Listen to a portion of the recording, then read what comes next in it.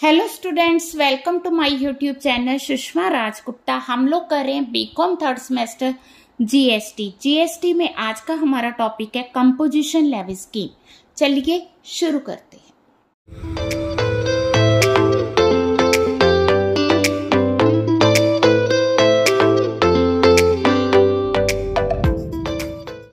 हाँ जी, जीएसटी क्या है? GST is a goods and services tax. ठीक है, जीएसटी जो इंडिया में इम्प्लीमेंट किया गया है, इसके लिए कुछ लीगल फॉर्मेलिटीज होती हैं। ठीक है, रजिस्ट्रेशन कैसे करनी है, किस तरह हमें पता चलेगा कि टैक्स जो है लायबल है या नहीं है। ठीक है, तो काफ़ी इसमें फॉर्मेलिटीज की ज़रूरत पड़ती है।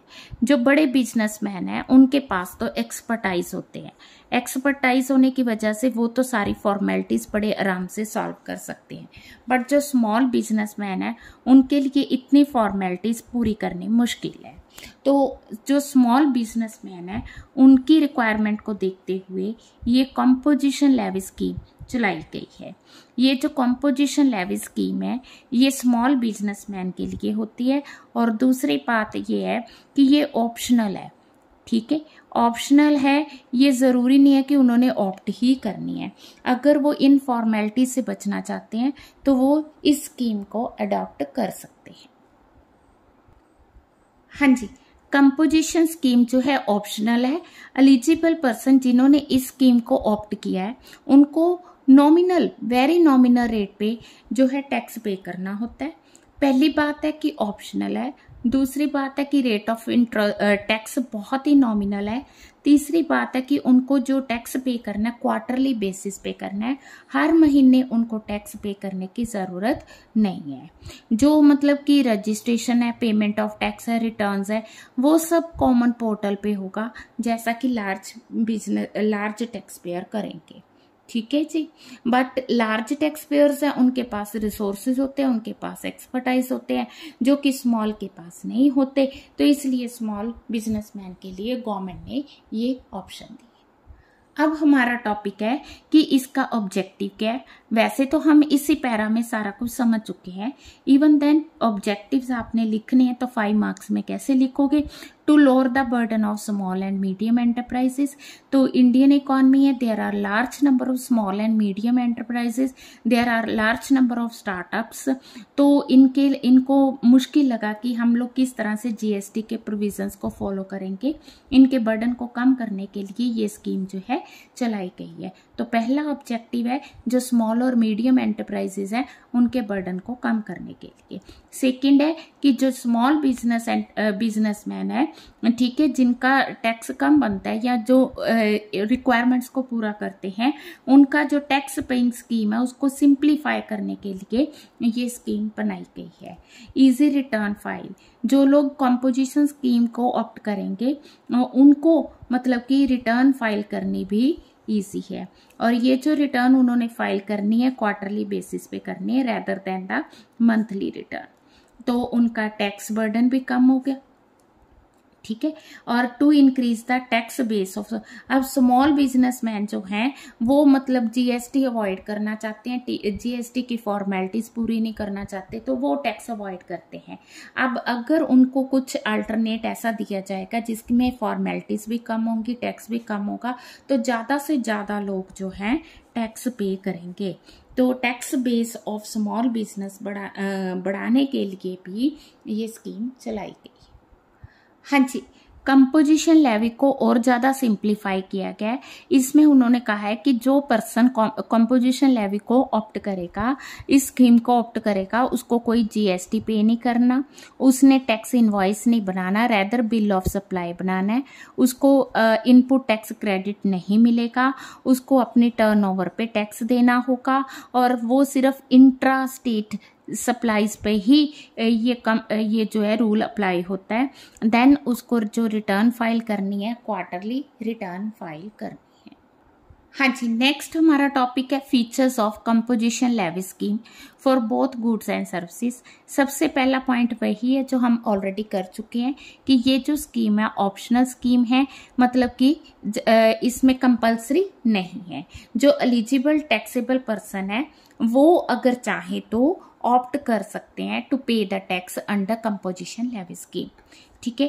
कंपोजिशन स्कीम जो है सब गुड्स पे अप्लाई होती है, ठीक है, जो भी वो चीजें सप्लाई कर रहा है। कहने का मतलब ये है कि अगर एक पर्सन है, ठीक है, पर्सन कौन है, एक बिजनेसमैन है मिस्टर ए, उसके दो बिजनेस हैं, एक तो उसका क्लोथ का बिजनेस है, दूसरा उसका जो है रेडीमेड गारमेंट्स का बिजनेस है। अगर वो कहे कि मैं रेडीमेड गारमेंट्स पर जीएसटी दूंगा और ये जो क्लोथ है इस पे मैं कॉम्प्लायंस स्कीम के अंडर पे करूंगा, तो ऐसा नहीं होगा। उसको सब जितनी भी वो गुड्स में डील कर रहा है सब पे वो एक ही रूल अप्लाई करेगा, एक ही स्कीम से टैक्स पे करेगा, ठीक है। अगर can't opt payment of tax से for supply of stationery and regular scheme for readymade, समझ के अगर वो दो तरह का बिजनेस कर रहा है, स्टेशनरी का, रेडीमेड गारमेंट्स का भी, एक तो कंपोजिशन स्कीम के, दूसरा अंडर जीएसटी, ऐसा पॉसिबल नहीं है, ठीक है। Then now amended, earlier composition was not available for services, अब ये सर्विसेज पर भी अप्लाई होगा। Eligibility to pay tax, only taxable person whose aggregate turnover does not exceed prescribed, एक लिमिट फिक्स की गई है जिस पर्सन की जो है टैक्सेबल एग्रीगेट टर्नओवर उससे ज्यादा नहीं है, वो कंपोजिशन स्कीम के अंडर टैक्स पे करेगा। अब एग्रीगेट टर्नओवर क्या है? एग्रीगेट टर्नओवर जो कि अंडर सेक्शन 2 सबसेक्शन 6 डिफाइन की गई है, means aggregate value of all taxable supplies, all taxable supplies, ठीक है, उनकी एग्रीगेट वैल्यू को एग्रीगेट टर्नओवर कहा जाएगा। इसमें हम एग्जम्प्ट सप्लाईज नहीं लेंगे, इसमें हम export of goods and services नहीं लेंगे, इसमें हम इंटर स्टेट सप्लाईज नहीं लेंगे, ठीक है। इन तीनों को छोड़ के जो भी टैक्सेबल सप्लाई होगी उस total of taxable supply is known as aggregate turnover. अब थ्रेशोल्ड लिमिट क्या है इस स्कीम के अंडर टैक्स लगाने की? तो अगर तो नॉर्मल स्टेट है तो एग्रीगेट टर्नओवर जो है पिछले साल की कितनी होनी चाहिए? That should be less than 1.5 crore. अगर हम बात करें स्पेशल कैटेगरी स्टेट्स की तो aggregate turnover must be less than 75। हाँ जी, नेक्स्ट पॉइंट रिपीट हो रहा है, जो restriction from claiming input tax credit, taxable person जो कि टैक्स पे कर रहा है अंडर दिस स्कीम वो इनपुट टैक्स क्रेडिट नहीं ले सकता। हाँ, अगर वो कंपोजिशन स्कीम के अंडर इन एलिजिबल हो जाता है किसी वजह से, वो इस स्कीम के अंडर टैक्स नहीं दे रहा, देन वो इनपुट टैक्स क्रेडिट क्लेम कर सकता है। Then composition scheme not applicable for tax payable under reverse charge mechanism, तो अगर जो टैक्स पेबल है अंडर रिवर्स चार्ज मैकेनिज्म है देन ये रूल अप्लाई नहीं होगा, देन कंपोजिशन स्कीम अप्लाई नहीं होगी। Scheme shall be applicable all transaction under same PAN, हम लोग ऑलरेडी कर चुके हैं कि अगर एक ही पर्सन है, वो अलग अलग तरह की, एक पर्सन है रजिस्टर्ड पर्सन है, एक ही पैन के अंडर वो रजिस्टर्ड है, वो दो तरह की चीज़ों में डील कर रहा है, तो उस पे सेम रूल अप्लाई होगा। ये नहीं है कि एक पे वो जीएसटी पे कर रहा है और एक पे वो कंपोजिशन स्कीम पे कर रहा है, ठीक है।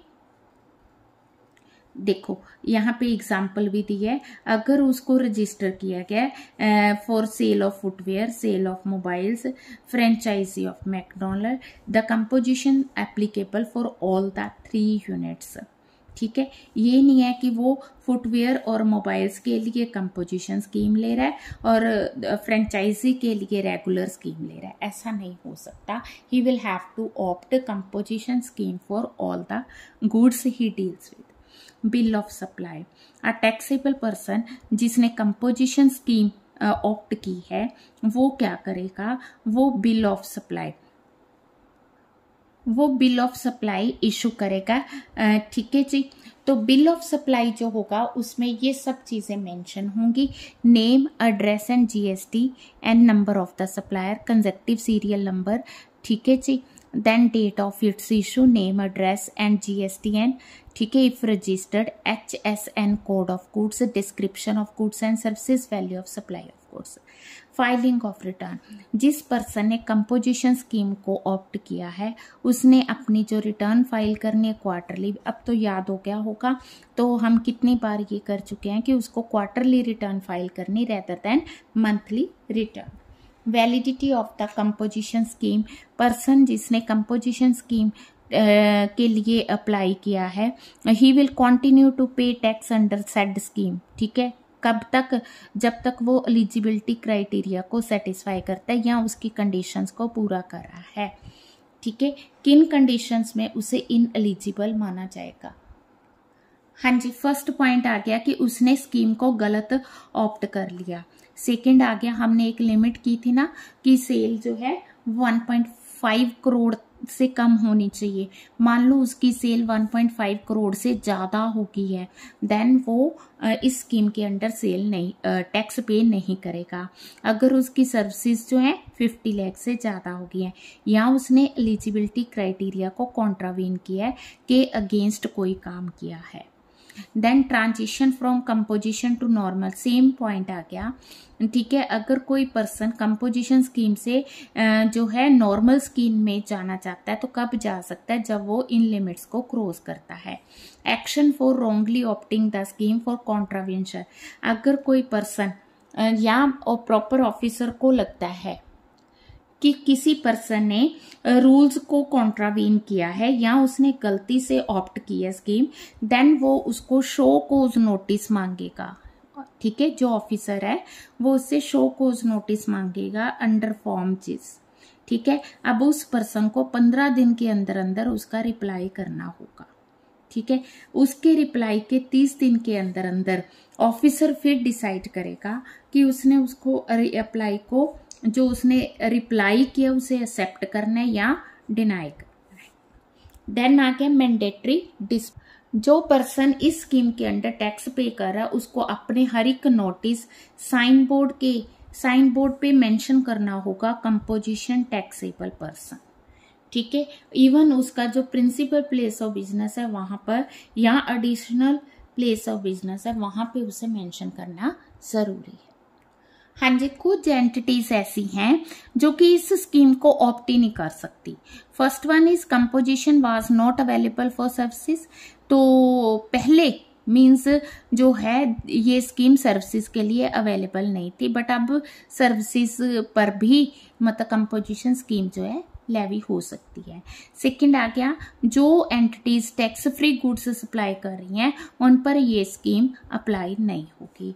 तीसरा पॉइंट आ गया कि जो इंटर स्टेट सप्लाईज कर रही हैं, हमने किया था शुरू में कि इंट्रा स्टेट पर ही ये स्कीम अप्लाई होगी, जो इंटर स्टेट सप्लाई कर रही हैं उस पर ये अप्लाई नहीं होगी। इवन जो सर्विसेज प्रोवाइड कर रही हैं थ्रू ई कॉमर्स ऑपरेटर, वहां पे ये स्कीम अप्लाई नहीं होगी। इवन जो कुछ गुड्स हैं जिनको नोटिफाई किया गया, तो इसमें आ गई first one ice cream, second is पान मसाला, थर्ड इज तंबाकू, इन पर ये स्कीम अप्लाई नहीं होगी। ठीक है जी। हाँ जी, नेक्स्ट है रेस्ट्रिक्शंस फॉर कंपोजिशन लेवी। वैसे ये सारे वही पॉइंट्स हैं जो हम ऑलरेडी कर चुके हैं, बट आपको क्वेश्चन क्या आता है उसके अकॉर्डिंग फिर आप पॉइंट्स लिखोगे। तो पहला आ गया not applicable to casual taxable person and non resident. ये पॉइंट फर्स्ट टाइम आया है कि जो कैजुअल टैक्सेबल पर्सन है और नॉन रेजिडेंट है उन पे कंपोजिशन लेवी स्कीम अप्लाई नहीं होगी। Second, not applicable in case migration of existing registration. अगर कोई पर्सन एग्जिस्टिंग रजिस्ट्रेशन से माइग्रेट होके जीएसटी में जाता है, ठीक है, अब उस केस में अगर तो वो इंटर स्टेट सेल कर रहा है तो मतलब ये स्कीम अप्लाई नहीं होगी। अगर वो इंट्रा स्टेट कर रहा है देन ये स्कीम अप्लाई होगी। ठीक है, अगर कोई पर्सन टैक्स पे कर रहा है under reverse charge mechanism then उस पे कंपोजिशन लेवी स्कीम अप्लाई नहीं होगी। Then threshold would be applicable all transaction under the same PAN. हम ऑलरेडी कर चुके हैं कि जो पर्सन सेम पैन के अंडर है जितनी भी वो ट्रांजैक्शंस करेगा, अगर उसने कंपोजिशन स्कीम जो है अप्लाई की है, ऑप्ट की है, देन वो सब पे यही स्कीम अप्लाई होगी। ठीक है। देन आ गया लैप्स ऑफ द स्कीम। तो अगर कंपोजिशन आपने अप्लाई की है, अगर किसी साल एग्रीगेट टर्नओवर एक लिमिट से ज़्यादा हो जाती है, देन ये स्कीम लैप्स हो जाएगी। जो पर्सन कंपोजिशन स्कीम के अंडर टैक्स पे करता है उसको कोई ITC नहीं मिलेगा, इनपुट टैक्स क्रेडिट नहीं मिलेगा, ठीक है। देन कैंसलेशन ऑफ परमिशन, अगर प्रॉपर ऑफिसर को लगता है कि ये जो पर्सन है इसको कंपोजिशन स्कीम नहीं देनी चाहिए, देन वो इसको कैंसिल कर सकता है। हाँ जी, लास्ट पॉइंट जो अभी हमने किया था कि अगर कोई पर्सन इस स्कीम के अंडर टैक्स पे करता है तो उसको मेंशन करना होगा principal place of business and additional place of business पे क्या मेंशन करना होगा, उसको मेंशन करना होगा कंपोजिशन टैक्सेबल पर्सन। हम लोग इस चैप्टर में कर रहे हैं कि कोई भी पर्सन ऑप्ट कर सकता है कि उसने कंपोजिशन लेवी स्कीम के अंडर टैक्स पे करना है। अब इसके लिए प्रोसीजर क्या होगा, तो प्रोसीजर है इंटीमेशन। अगर कोई पर्सन माइग्रेट हो रहा है एग्जिस्टिंग लॉ से तो वो प्रोविजनल रजिस्ट्रेशन पहले कंप्लीट करेगा, उसके बाद वो फॉर्म GST CMP 01 30 दिन के अंदर अंदर उसे फाइल करेगा। इसके अलावा वो डिटेल्स ऑफ स्टॉक, ठीक है, 90 दिन के अंदर अंदर जो भी डिटेल्स ऑफ स्टॉक है plus inward supply of goods है उन सबको रिकॉर्ड करेगा। न्यू रजिस्ट्रेशन है तो वो शुरू से ही GST REG 01 फॉर्म फिल करेगा। Switching from regular taxable person, पहले वो GST दे रहा था, अब वो कंपोजिशन लेवी स्कीम के अंडर टैक्स पे करेगा, तो उस केस में उसने फॉर्म GST CMP 02 फिल करना है। और ये जो फॉर्म है GST ITC 03 60 डेज के अंदर अंदर, ताकि वो ITC भी खत्म कर सके, क्योंकि कंपोजिशन स्कीम के अंडर उसने ITC पे रिसीव नहीं करना। नेक्स्ट है opting for composition ITC reversal compliance required. जो पर्सन अपने आप को कंपोजिशन स्कीम के अंडर रजिस्टर करवाना चाहता है अब उसको ITC तो नहीं मिलेगा, इनपुट टैक्स क्रेडिट नहीं मिलेगा, रेदर उसके पास जितना भी स्टॉक पड़ा है उस पर जितना ITC बन रहा है, क्योंकि उसे क्रेडिट नहीं मिलना, he will have to pay the ITC amount. हाँ जी, इसकी इफेक्टिव डेट क्या होगी, इसकी इफेक्टिव डेट होगी beginning of the financial year where the intimation is file. जिस डेट को इंटीमेशन फाइल की गई है उसका बिगनिंग आएगा। Validity of composition levy, option जो एक्सरसाइज की है कि मैं कंपोजिशन टैक्स पे करूंगा, ये वैलिड रहेगी। कब तक वैलिड रहेगी, जब तक वो कंडीशंस को पूरा करता है। Process for opting out composition और फॉर एनी नॉन कॉम्प्लीट। अब अगर वो पर्सन उसकी जो है टर्नओवर लिमिट ज्यादा हो जाती है या प्रॉपर ऑफिसर को लगता है कि नहीं अब ये पर्सन जो है कंपोजिशन स्कीम के अंडर टैक्स नहीं पे करेगा, देन उसकी जो ऑप्शन है वो खत्म हो जाएगी उस डेट को जिस डेट को उसकी टर्नओवर ज्यादा हुई है। अब ये तो है नहीं कि बैठे बैठाए वो खत्म हो जाएगी, इसके लिए उसको फॉर्म फिल करना होगा। ठीक है जी, बड़ा इजी चैप्टर है और पॉइंट्स भी रिपीट हो रहे हैं, तो इसको बड़े अच्छे से तैयार करना। लॉन्ग आंसर टाइप इसमें क्वेश्चन बनता है, शॉर्ट आंसर टाइप भी बनते हैं, प्रोसीजर का आ सकता है, रेस्ट्रिक्शंस का आ सकता है, ऑब्जेक्टिव्स आ सकते हैं, फीचर्स आ सकते हैं। वीडियो अच्छी लगी वीडियो को लाइक करें, चैनल को अभी तक नहीं सब्सक्राइब किया तो जरूर सब्सक्राइब करें, ज़्यादा से ज़्यादा शेयर करें। Thank you.